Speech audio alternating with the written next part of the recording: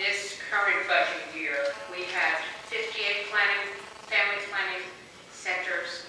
We now have 52. 6 have closed, and others have cut back their hours. The other aspect of that is we tried to get only $1 million back into the budget, and we're talking about it for the new budget year that is under construct right now, the 2012. $1 million will bring in $9 million in federal aid to expand Medicaid, to expand the Medicaid coverage to women between 133 and 200% of the poverty level. That $1 million will generate $9 million. So anybody trying to attribute this to budget is hiding behind something. So that's the parameters. That's all we're asking for. Let's get $1 million into the new budget, and let's restore $7.5 million for family planning centers. The majority in the House that have cut funding for contraception for women approved on a voice vote unrestricted access to contraception for wild horses. So I'm not sure what that says, but I know it's nothing good. And so we need to come together as women and to stand up for the health care of all women and for access, because we need to have that preventative care, because it is not just about contraception, although that's an important piece of this. It is about access, it is about prevention, and it is about saving our tax dollars. Because when we make this investment, we are taking the best steps we could on a sound fiscal policy. Because we not only secure federal dollars, we also prevent the additional expenditure of Medicaid dollars that now have to be spent because there was no prevention. We all know it intuitively. It's common sense. If you can prevent somebody from having to deal with breast cancer because they've gotten an early screening, you're now not going to have those visits to the emergency room.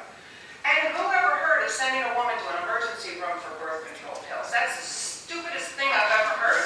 But that's what this administration proposes. So we need to be heard and make the case and repeat over and over again that this is about good policy for women, good policy for the state, and that these funds need to be restored and restored now.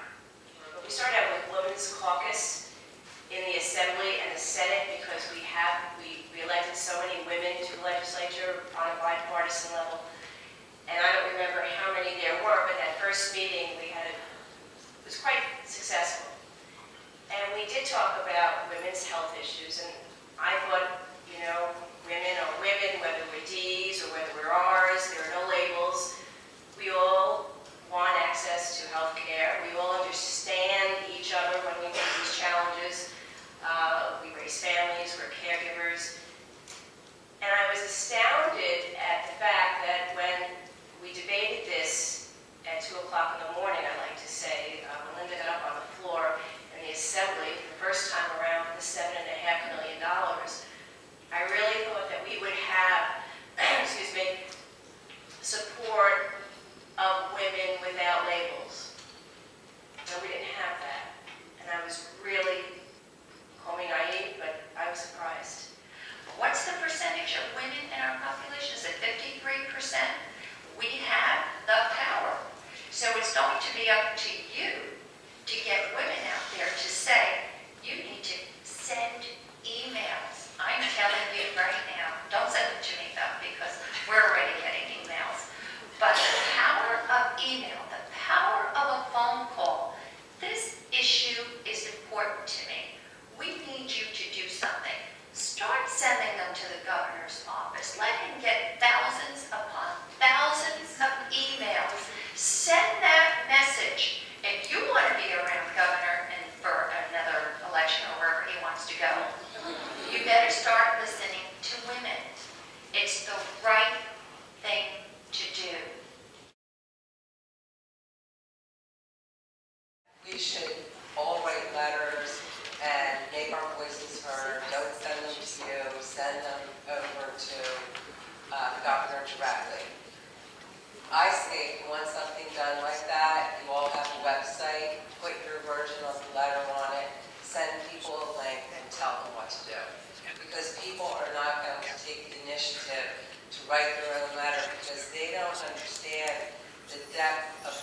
detail of what enthusing you do.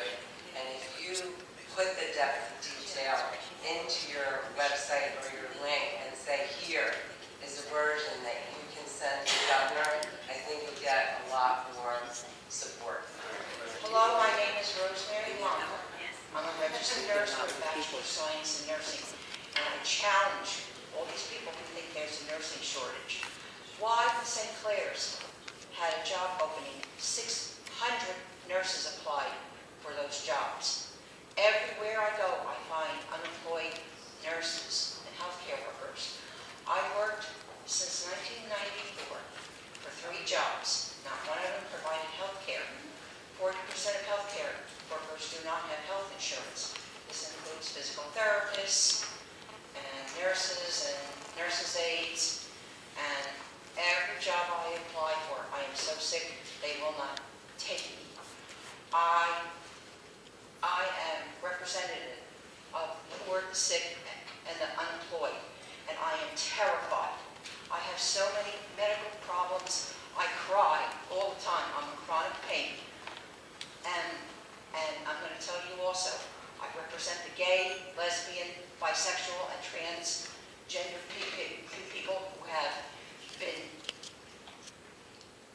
how can I put it, bigoted with this country. And health care is only for the people who are married. And there's 1,033 benefits for marriage. So if you people can't figure out what to do for this ever-growing group, and there is no nursing shortage. The American Journal of Nursing 2 years ago said a school of nursing in New Jersey graduated 44 graduate nurses in the spring. By that August, only 2 had found jobs. I know that some of the nurses graduating from County College of Morris have been in the newspaper saying they can't find jobs. I sat in the ShopRite, and the guy next to me told me his daughter is 48 years old and is a nurse practitioner, and she can't find a job. I went for an oil change. The nurse sitting next to me getting an oil change was a school nurse who lost her job, and told me that every school nurse, except 1 in each district in Randolph, New Jersey, lost her job. This is a disaster that's going on in this country. And people in the legislatures are causing this problem. You better figure out what's going to go on, or we're going to have a disaster in this state. There's so many sick people wandering around. I just want to address it. I deal with nurses all the time. We do have career fairs, and we're trying to help nurses who don't have jobs. Most of what we're trying to do is get people to go back to school, because there is federal and state money for you to go back to school. It is a problem, and I want to recognize that a lot of people are suffering.